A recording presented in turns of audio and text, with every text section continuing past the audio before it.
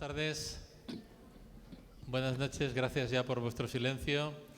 Bienvenidos a todos a la casa del Señor.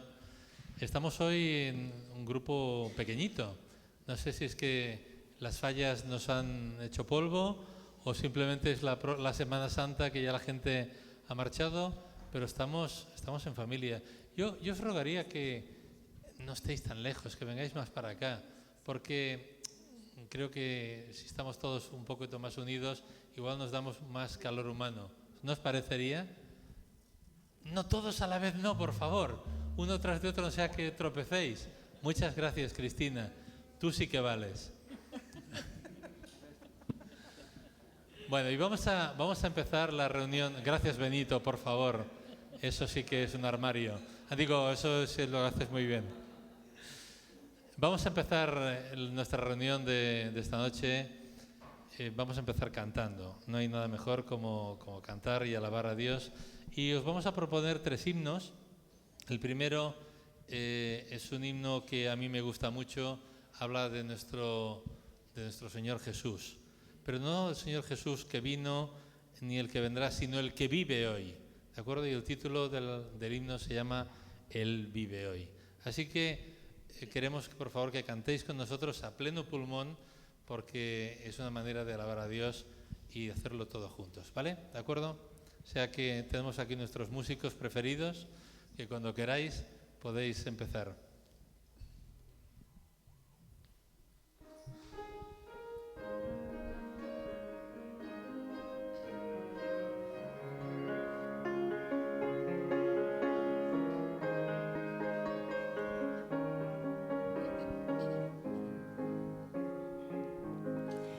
Dios nos envió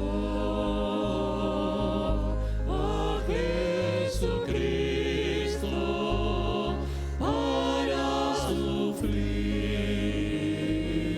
en mi lugar. Vivió y murió por rescatarme. Vacía está su tumba, sé que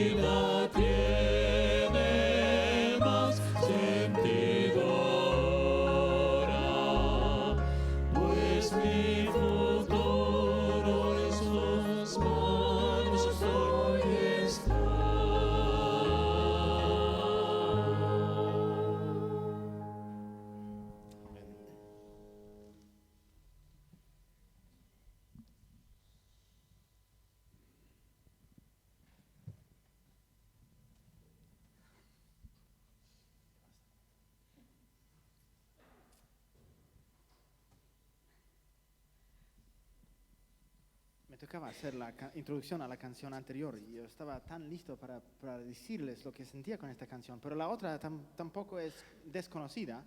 La conozco desde años como Side by Side, que si lado a lado vamos caminando y un día vamos a llegar ahí.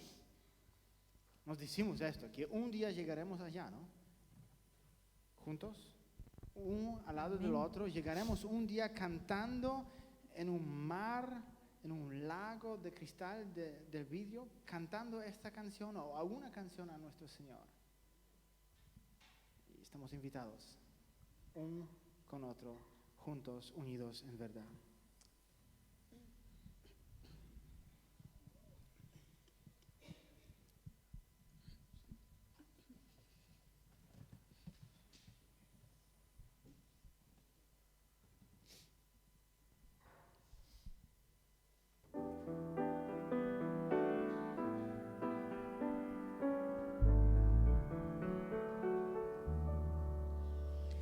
Por nuestro Señor, unidos en verdad, lo adoramos con fervor.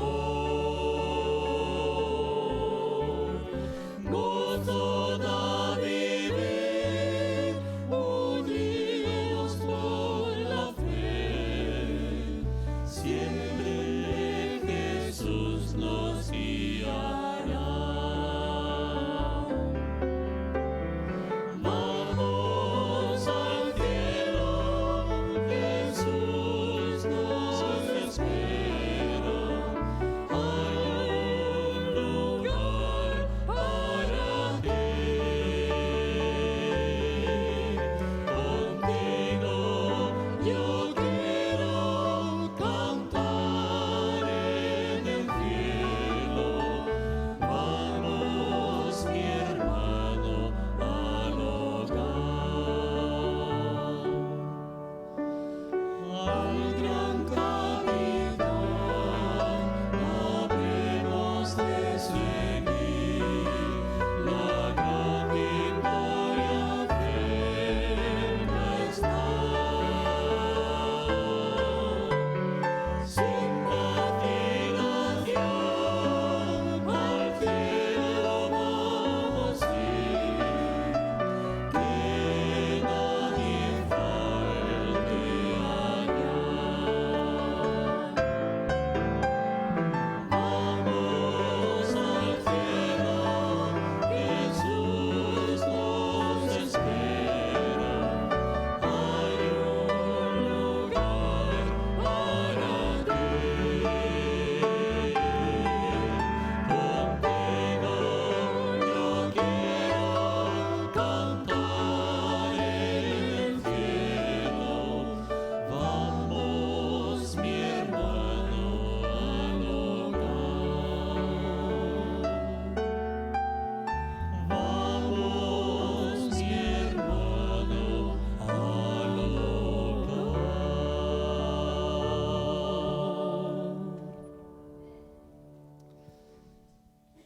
Y os vamos a pedir que os pongáis en pie. Vamos a cantar un himno que también muy conocido, es Eterna Roca es mi Jesús.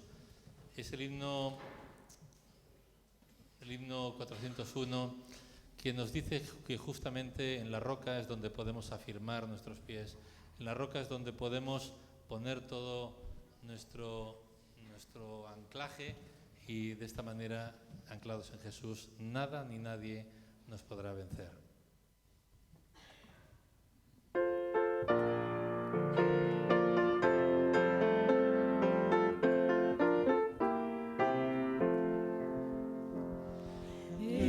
Eterna roca es mi Jesús, refugio en la tempestad. Confianza he puesto yo en él, refugio en la tempestad.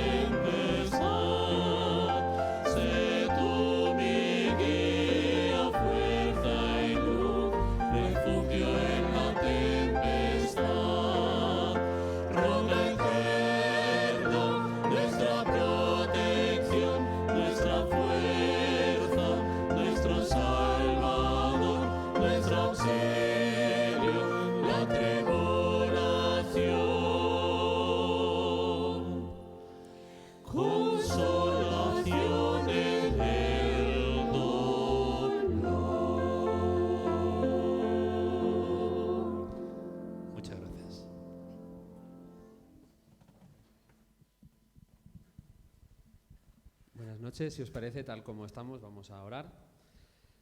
Señor, tantísimas gracias por el privilegio de estar aquí en un sábado, en familia, con gente querida, compartiendo tu día. Te damos muchas gracias también por poder adorarte con este grupo de músicos tan espectaculares. Y ahora te pedimos que estés con nosotros, nos abres la mente para recibir tu palabra, que estés con Noemí, que va a tener la predicación hoy, y que nos sigas bendiciendo esta semana. En nombre de Jesús, amén.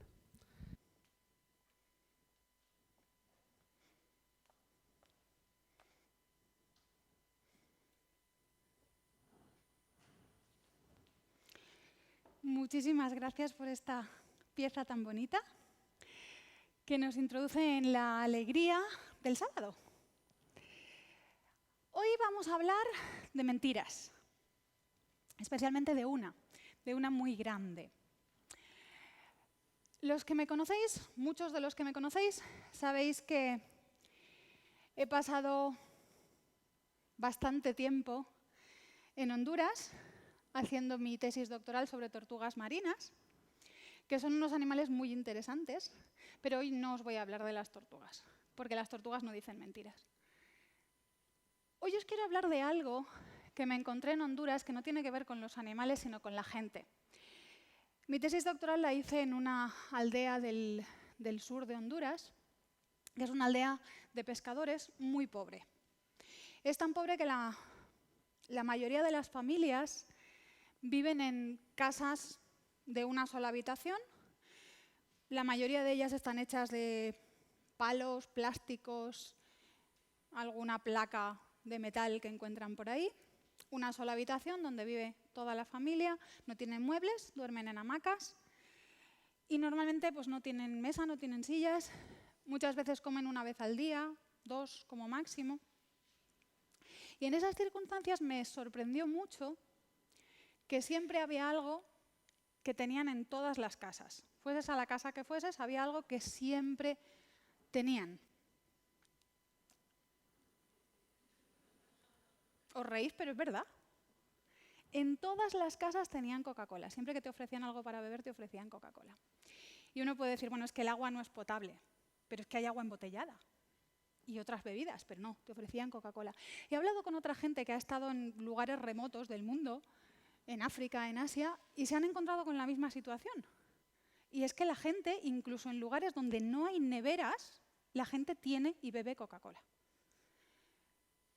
Y puede parecer una barbaridad, pero yo en parte lo entiendo.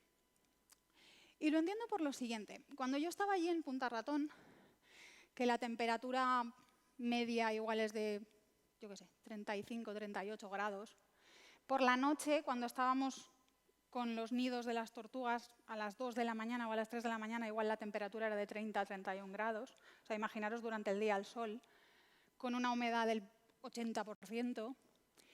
Cuando yo estaba allí pasando el calor más horrible que he pasado en toda mi vida, ¿sabéis la imagen que venía a mi mente? Eso.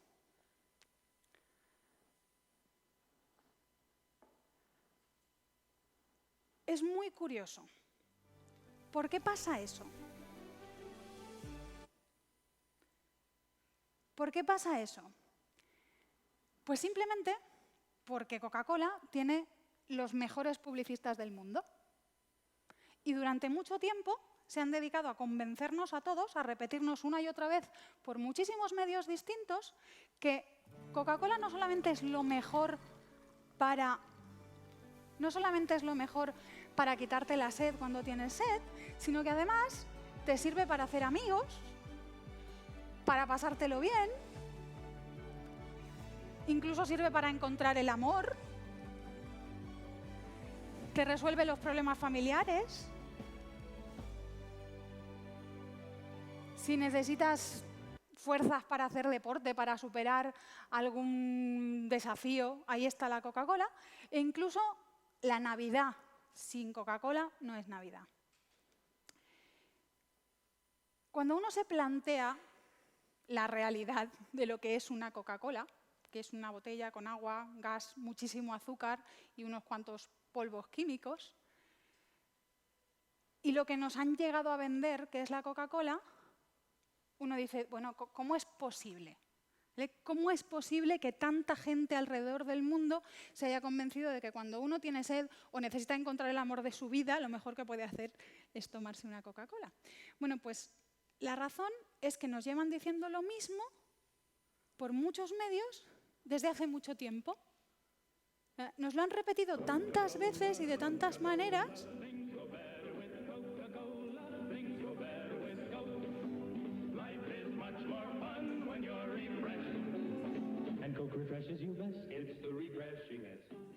que nos han convencido. Bueno, hasta aquí la Coca-Cola. Solamente era una ilustración de lo que viene después. Y es que incluso una idea súper absurda, que si nos la dijeran una sola vez y nos intentaran convencer de ello, nadie se convencería y nadie se lo creería, cuando se repite lo suficiente durante suficiente tiempo por suficientes medios distintos, nos acaba convenciendo.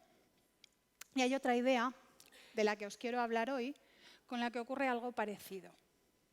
Es una idea que se encuentra actualmente por todas partes. Y es la teoría de la evolución. Podemos pensar que uno se encuentra con la teoría de la evolución en los libros de texto. Y es cierto, uno se encuentra la teoría de la evolución en los libros de texto, en las clases de ciencias, en las clases de historia, pero es que no está solamente ahí. Bueno, pues en los documentales científicos, en las revistas científicas también, pero no está solamente ahí. Está por todas partes. Ha llegado a ser tan común en nuestra sociedad que aparece en cosas como la publicidad continuamente. Y os voy a poner un ejemplo. Este es solamente un ejemplo, pero tengo una colección de varias decenas de anuncios de diferentes tipos que utilizan la idea de la evolución para vendernos algo. No solamente está en la publicidad, está también en muchísimas películas y en muchísimas series de dibujos animados, incluso en dibujos animados para niños muy pequeños. Os voy a poner un ejemplo más de un capítulo de Peppa Pig, en la que Peppa Pig y su hermanito, como es el cumpleaños del hermanito, se van a un museo en el que hay dinosaurios. Ooh, dinosaur. George's birthday treat is a visit to the museum dinosaur room. Huh, silly old dinosaurs again. Vamos a pararnos ahí, en esa vitrina del medio de la sala, que bueno, tiene sentido que en un museo de paleontología pues haya una vitrina como esa, en la que se muestra la evolución de los animales como salen del agua, se van convirtiendo en animales terrestres. Quiero que os fijéis, ahora voy a seguir poniendo el vídeo. Ahora vamos a pasar a lo que es la parte central del capítulo, a lo que sería un poquito el meollo de la historia de este capítulo. Si me hace caso.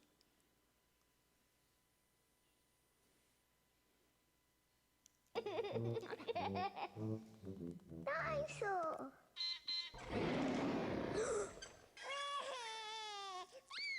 Don't be frightened, George. It's not a real dinosaur.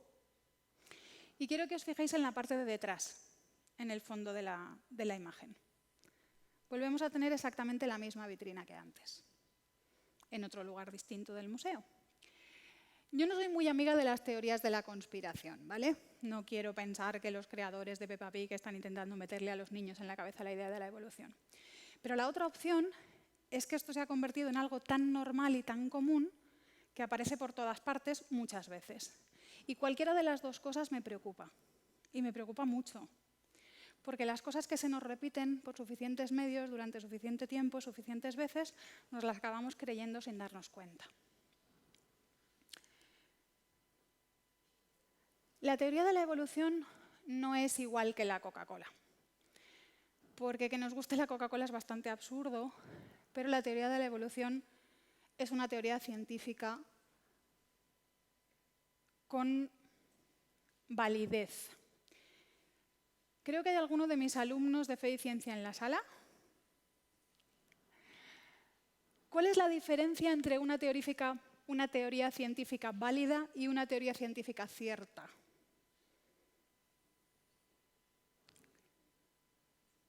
si alguien me lo puede contestar, tanto si es alumno mío como no. ¿Qué diferencia hay entre una teoría científica válida y una teoría científica cierta?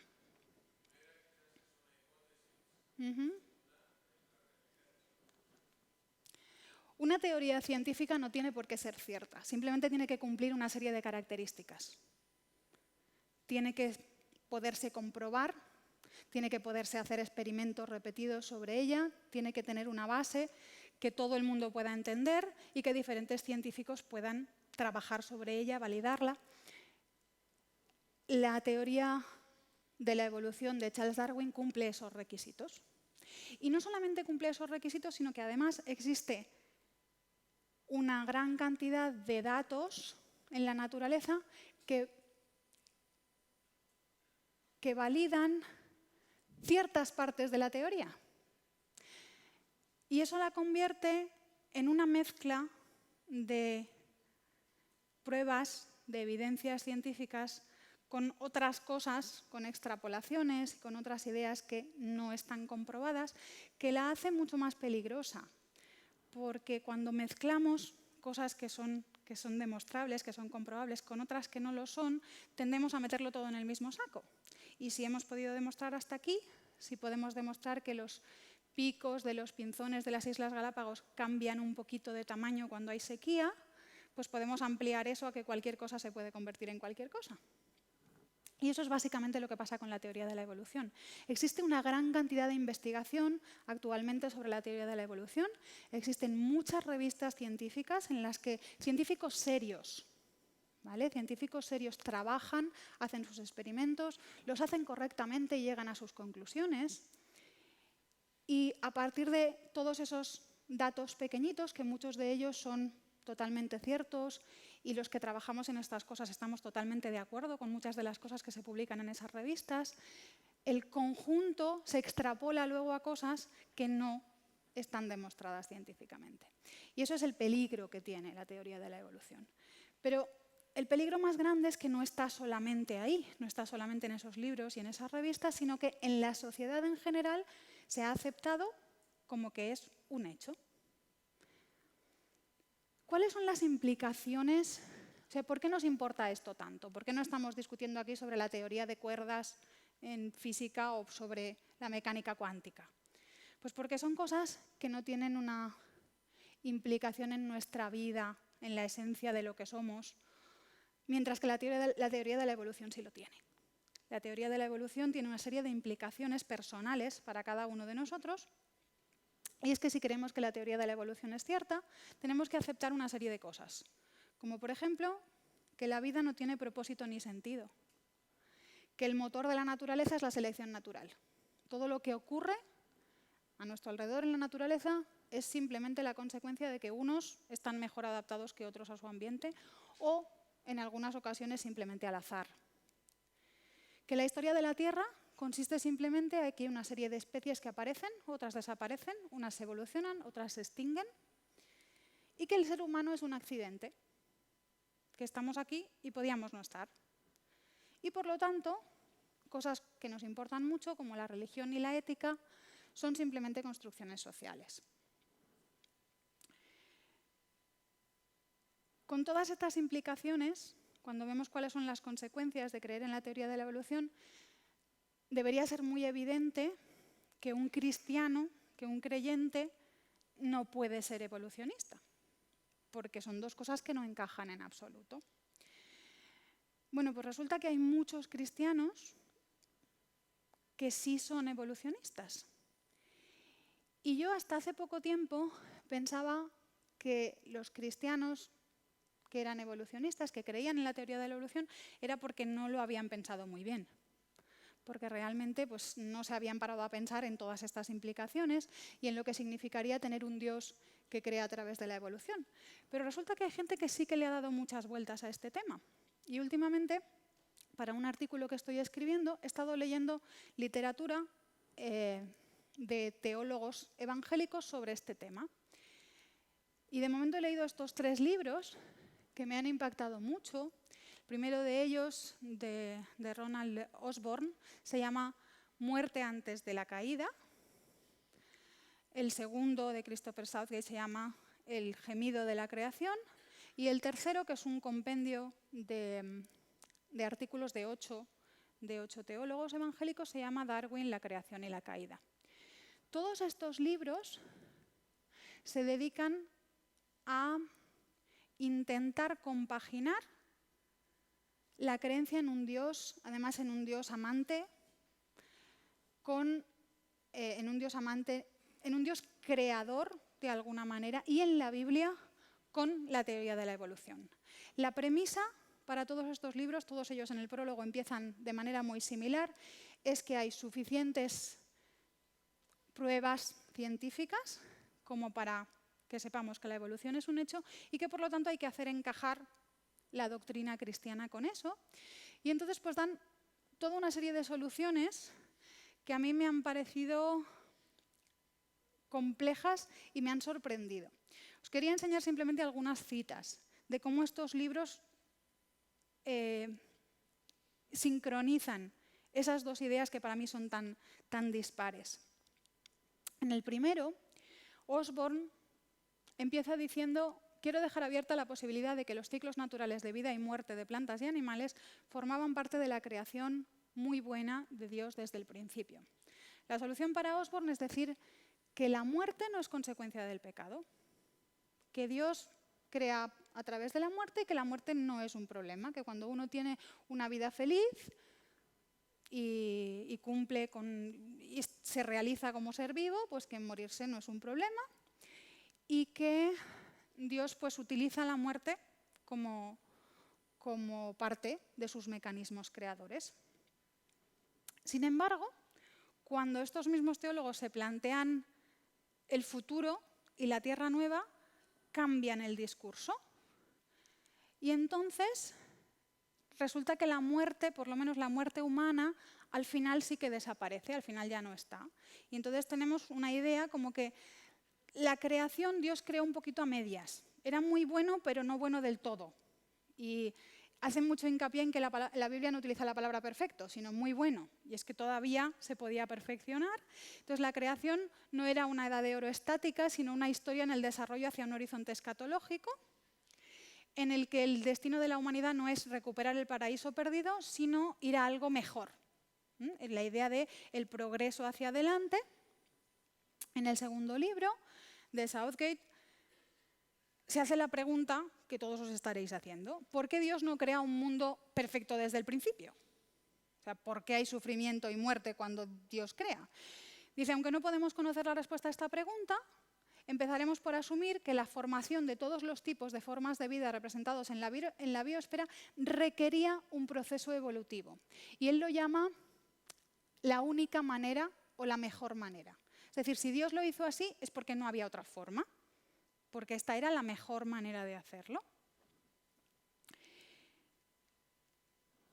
Y la propuesta es un poco de que para poder llegar a seres con libre albedrío había que darle libertad a la naturaleza entera, para que se desarrollara como quisiera, para que finalmente llegara a dar lugar a seres vivos como los seres humanos, que son capaces de escoger estar con Dios y renunciar a sus tendencias egoístas y volverse altruista y amante y todas esas cosas que es como es Dios. Entonces, los divinos propósitos se cumplen después de muchos contratiempos a nivel de la biosfera, en la evolución de una gran variedad de ecosistemas y finalmente en el surgimiento de una criatura consciente y con libre albedrío, el ser humano. Si alguien tiene interés, es interesante ver lo que se llegan a complicar las argumentaciones de estos libros. Llegan a ser realmente vueltas y más vueltas sobre algo tan simple como que no somos capaces de plantarle cara a la ciencia y decir esto no es así. Y entonces pues lo que hacemos es tergiversar la Biblia de tal manera que al final no se parece en nada a lo que dice la Biblia realmente. Y aquí viene el tema que os quería plantear y el título del tema de esta noche, de la gran mentira. Y es que a mí leer todos estos libros me ha recordado mucho a una idea que se observa en general muchas veces, también en películas, en libros, a nuestro alrededor, y es la idea de que el bien y el mal se necesitan el uno al otro. Es como que no puede haber bien si no hay mal. La representación del dualismo que tenéis aquí en la imagen del yin y el yang, de que no solamente es que se necesitan el uno al otro, sino que siempre hay algo de bueno en lo malo y siempre hay algo de bueno en lo malo. Y me he puesto a buscar por internet citas sobre el bien y el mal y me he encontrado con un montón de cosas, como por ejemplo estas de aquí. Sí. Vale. El bien no puede existir sin el mal, porque sin el mal no sabríamos lo que es el bien.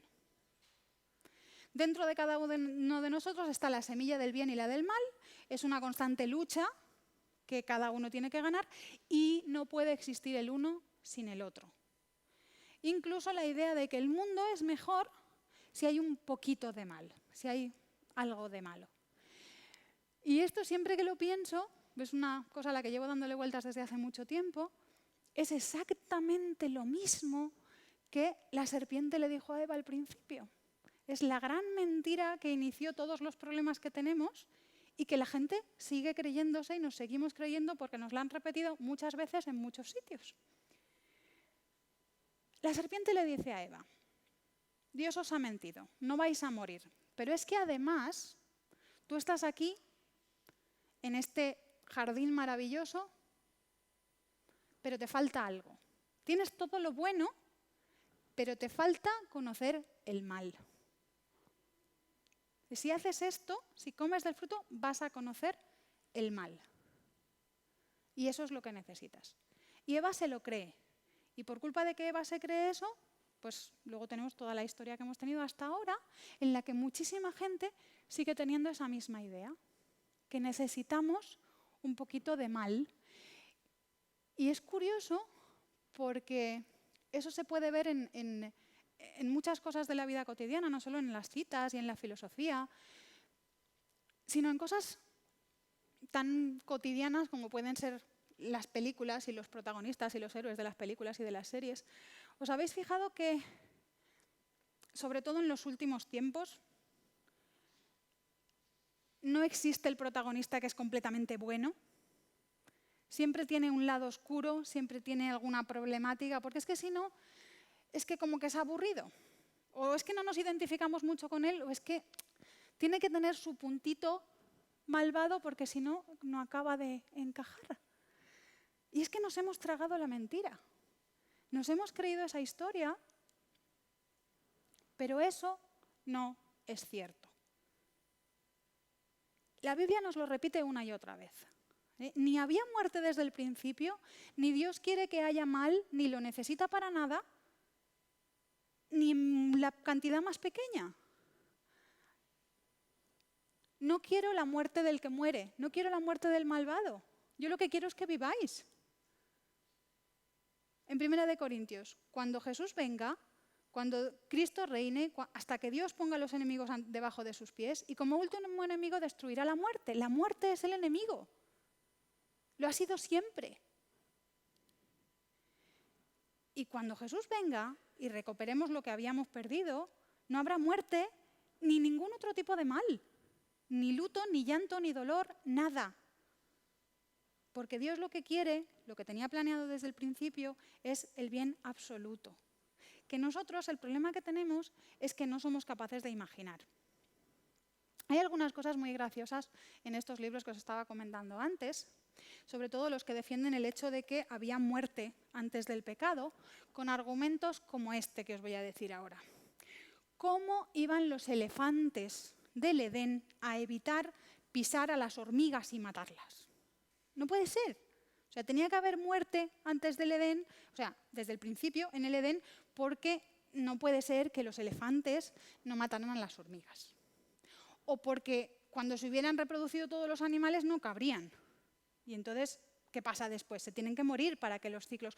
O porque no somos capaces de imaginarnos un ciclo ahora mismo, los ciclos de materia y energía que vemos en la naturaleza, los ecosistemas, requieren la muerte. Y no somos capaces de imaginarnos otra cosa. Y por lo tanto, como tenemos falta de imaginación, Pensamos que nuestro Dios es tan pequeñito como nosotros y creemos que no puede hacer las cosas de otra manera, que no podía ser. Pero nuestra falta de imaginación no limita el poder de Dios. Y eso nos lo dice la propia Biblia, nos lo advierte Dios. Lo que Él hizo y lo que está preparando para nosotros, ni lo hemos visto, ni lo hemos oído, ni nos lo podemos imaginar. Ya podemos hacer todos los esfuerzos de imaginación que queramos, no podemos imaginarnos las cosas tan maravillosas que Dios tiene preparadas para nosotros. Estoy preparando con Dani López, estamos preparando un vídeo sobre la creación para el Creation Sabbath del año que viene. Y el otro día estábamos comentando sobre qué poner en el jardín del Edén, porque es complicado imaginarse cómo sería el jardín del Edén, y él me estaba diciendo que él se imaginaba paisajes como los de la película de Avatar, que las plantas son luminosas, ¿vale? Y yo le decía, pues no sé si las plantas pueden ser luminosas, pero hay muchísima bioluminescencia en la naturaleza, ¿vale? En el mar hay muchísimas criaturas bioluminescentes, entonces ¿por qué no? ¿Por qué no podrían haber plantas bioluminescentes? Cada uno se imagina el paraíso pues, con lo que le parece a él más maravilloso. Para mí, una de las cosas más bonitas y que yo me imagino, tanto del Edén como de la Tierra Nueva, son cosas como esta.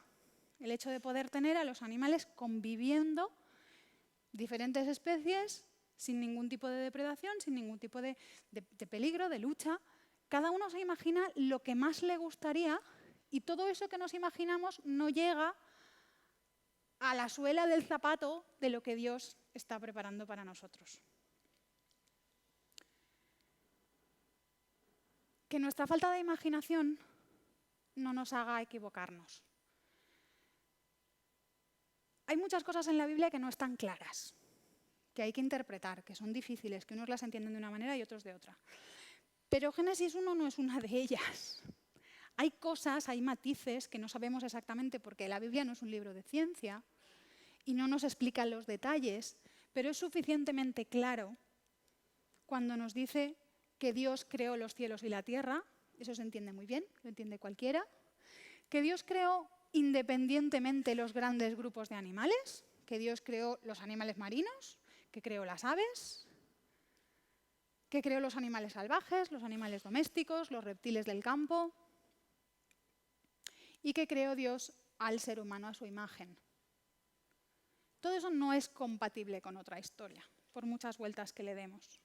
Como tampoco lo es el hecho de que pensemos que había muerte, que habían otras historias, porque la Biblia es muy clara. Dios vio todo lo que había hecho y era muy bueno. ¿Qué podemos hacer para contrarrestar toda esa avalancha que nos viene de todas partes y que nos afecta a nosotros y que afecta sobre todo a nuestros niños, a nuestros jóvenes, a los estudiantes que reciben toda esa información por todas partes y muchas veces sin ser conscientes de ello? Para terminar, os voy a proponer algunas ideas de cosas prácticas que podemos intentar hacer para contrarrestar un poquito todo eso, todas esas mentiras que nos rodean y que a veces nos convencen sin darnos cuenta. La primera es que intentemos aprender todo lo que podamos de estos temas. Hay veces que yo me he encontrado en iglesias gente que aconseja a los niños, a los jóvenes que no estudien ciencias, porque estudiar ciencias es peligroso, porque te van a convencer, te van a sacar de la iglesia. No es así. O sea, como habéis visto, esa información está por todas partes. La vais a encontrar en los dibujos animados de los niños de 3 años. Así que no hace falta estudiar ciencias para estar sometido a la influencia de la evolución. Y cuando uno estudia ciencias, precisamente se da cuenta de que las cosas no están tan claras y que no son tan evidentes y que hay muchas más dudas en los científicos que en la población en general. No hace falta estudiar una carrera de ciencias para aprender sobre la naturaleza y sobre la creación. Podemos hacerlo directamente accediendo a la naturaleza. La Biblia nos lo dice. Pregúntale a las aves, pregúntale a las bestias, habla con los peces, habla con los reptiles. Para eso hay que salir de casa. Hay que ir a la naturaleza a ver las cosas. Y ellas mismas nos van a decir de dónde han salido. Elena White dice lo mismo, de otra manera. Dice que para los niños pequeños que aún no están preparados para ir a la escuela, pueden aprender en la naturaleza. Que la naturaleza presenta una fuente infalible de instrucción y de deleite. Para los corazones que aún no han sido endurecidos por el contacto con el mal, que aún no se han impregnado demasiado de todas esas mentiras, el hecho de estar en contacto con la naturaleza hará que puedan reconocer a Dios en las cosas creadas. Y para los de más edad, no solo para los niños pequeños, sino para todos los demás, también es bueno. Y además podemos estudiar ciencias, ¿vale? Nos hacen falta más científicos creacionistas, somos muy poquitos. Tenemos muy poca investigación porque somos muy pocos. Si fuéramos más, tendríamos más. Y cuando investigamos en la ciencia creacionista obtenemos resultados muy interesantes y muy importantes. Pero como somos pocos, pues la cosa va más lenta. Así que si conocéis a alguien que se está planteando la posibilidad de estudiar una carrera de ciencias, no lo desaniméis. Lo que hay que hacer es apoyarlo y darle todos los recursos necesarios para poder seguir manteniéndose en la fe mientras estudia la carrera.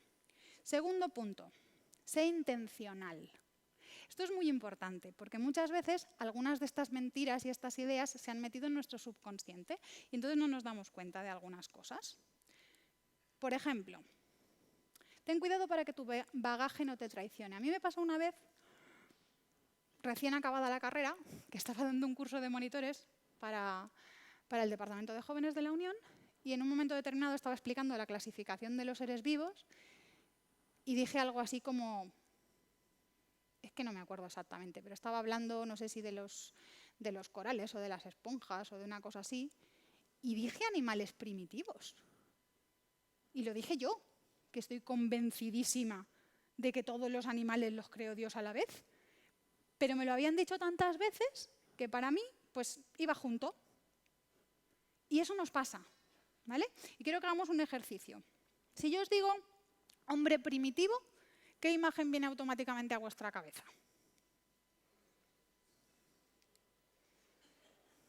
Algo así. ¿A que sí?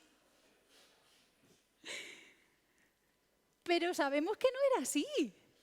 Sabemos que los hombres primitivos eran bellezas y que además eran mucho más fuertes, más inteligentes que nosotros. Incluso después del diluvio lo que les faltaba eran recursos y tecnología, pero seguro que eran mucho más listos que nosotros. Pero eso nos lo han metido en la cabeza, ¿vale? Lo mismo cuando hablamos de animales prehistóricos. Si yo digo animales prehistóricos, ¿en qué pensáis? Lo sabía. Todos los animales tienen la misma antigüedad, con un día de diferencia, ¿vale? O sea, los animales prehistóricos, es decir, de antes de que hubiera escritura, porque la historia se separa entre cuando había escritura y no, son todos, excepto los que después se hayan adaptado, que sean pues, producto de la especiación o tal, pero en principio, igual que los dinosaurios, cualquier otro animal. Pero eso nos lo han metido en la cabeza. Así que hay que ser intencional y hay que pensar qué es lo que yo sé de los dinosaurios, qué es lo que sé de los hombres prehistóricos y qué es lo que sé de cualquier otra cosa. Y otra cosa que podemos hacer es aprovechar las oportunidades. Todos los que trabajéis con niños, con alumnos, con adolescentes, con jóvenes, aprovechad cualquier oportunidad que tengáis para recalcar las maravillas de la creación. Hay muchísimas cosas en las que nosotros podemos, sin tener que estar dando un culto como este, sobre evolución o creación, simplemente hacer que la mente se vaya hacia el diseño, hacia la maravilla. Muchas veces estamos tan acostumbrados a ver pájaros que no nos damos cuenta de la maravilla de ingeniería que es un pájaro. O sea, para que un pájaro pueda volar, hacen falta una serie de requisitos increíbles y cuando los ingenieros tienen que diseñar máquinas voladoras, copian a los pájaros. En concreto, este pájaro que veis aquí, que es un martín pescador, no solamente lo han copiado los ingenieros para hacer animales que vuelen, sino para otras cosas. Resulta que los martines pescadores, cuando se meten a pescar en el agua, entran en el agua sin levantar, sin salpicar agua. Tienen una forma tan aerodinámica que entran en el agua sin salpicar agua. Y esto un ingeniero fabricante de trenes japonés, bueno, japonés no, estaba fabricando trenes japoneses, pero no era japonés, lo utilizó porque tenían un problema muy grave con los trenes de alta velocidad y era que cuando salían de los túneles se creaba tal presión con el viento que el ruido era insoportable para la gente de alrededor y para los pasajeros. Entonces, copiando la forma del pico del martín pescador y aplicándola a la forma del tren, consiguieron reducir el ruido muchísimo. Y como eso, si os gustan este tipo de cosas, simplemente hay que meter en Google biomimética, podréis encontrar cientos de inventos o de aplicaciones que se han copiado de la naturaleza para hacer máquinas humanas para resolver problemas humanos. Todas esas cosas las podemos destacar, las podemos recordar, las podemos explicar. Porque si las mejores mentes humanas acuden a la naturaleza para resolver sus problemas, ¿no será que la mente que ha diseñado la naturaleza es más inteligente que las mejores mentes humanas? Y como eso, muchas otras cosas, ¿vale? Podríamos hablar de cosas como el cerebro humano, que es pues, el superordenador por excelencia. Otra cosa que se puede utilizar son las noticias. A veces se comenta en un grupo de gente algo como, por ejemplo, últimamente están saliendo muchas noticias sobre los neandertales. Resulta que los neandertales no son tan tontos como nos pensábamos. Resulta que los neandertales eran igual de inteligentes que el Homo sapiens y tenían cultura y arte y tenemos parte del genoma de los neandertales incluido en el genoma de Homo sapiens. Cuanto más se sabe, muchas veces más nos apartamos de los clichés y de los prejuicios y de muchas de esas cosas. El tercer punto y último es ser consecuente. Ser creacionista no es solamente discutir sobre la creación o la evolución. Ser creacionista es tener muy claro que la creación, el planeta es de Dios y que nos lo entregó para que cuidáramos de él y no estamos haciendo un buen trabajo. Se pueden hablar muchísimas cosas de cómo los cristianos deberíamos estar haciendo un mejor trabajo para cuidar de la creación. Pero solamente os voy a dar dos ideas. Son dos consejos muy simples que si los aplicáramos todos resolverían algunos de los problemas más graves que tiene nuestro planeta ahora mismo. Uno es el tema de los plásticos, que es un material muy barato, muy cómodo, pero que está causando problemas de contaminación increíbles, en tierra, en mar y en aire, porque cuando se quema es muy tóxico. Ahora mismo la cantidad de plásticos que hay en los océanos ya es brutal. Los que se ven y los que no se ven, porque se han degradado a tamaños muy pequeñitos y ahora forman parte del plancton marino, se lo comen los animales marinos y va pasando por toda la cadena alimenticia. Y todo eso es pues, porque resulta muy cómodo pues, comprar una botella de plástico y luego tirarla.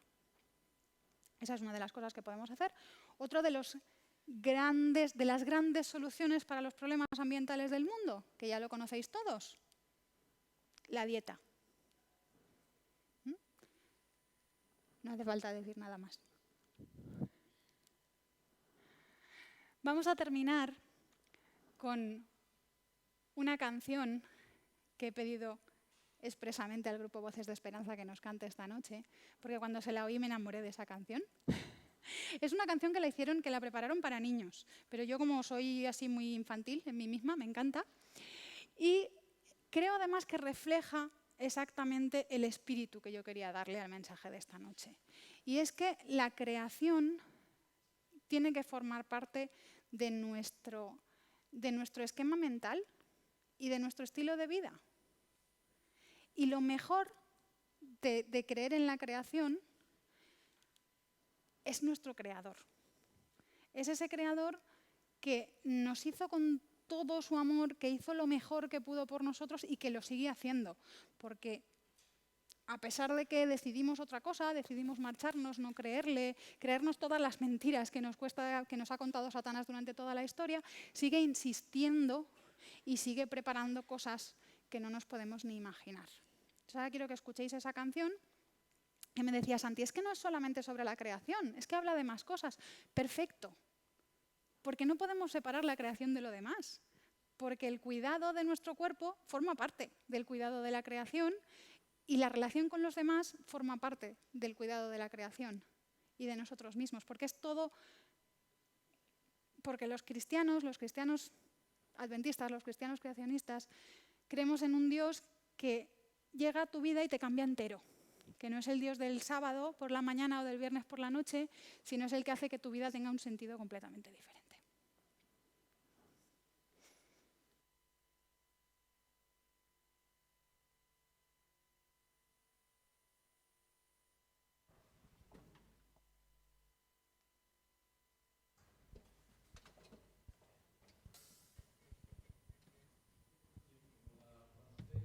La cantamos hace exactamente cuatro semanas, ¿vale? Y tuvisteis la oportunidad de aprenderla porque la repetimos. Entonces os invitamos a que la cantéis con nosotros, ¿eh? Es muy pegadiza. Yo creo que estabais casi todos ese sábado. Y si no, veréis que sobre la marcha podréis coger el tono.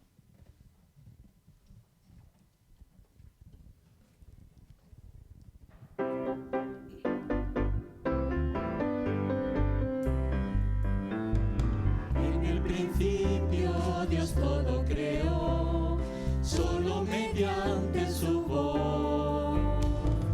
El firmamento, la luna y el sol, montes y mares formó.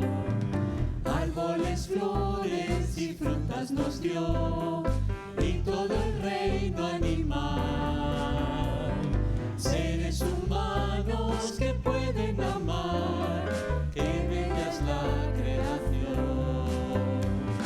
Cuídala, cuídala, es nuestra tierra. Cuídala, cuídala, es nuestro hogar. Cuídala, cuídala, día tras día.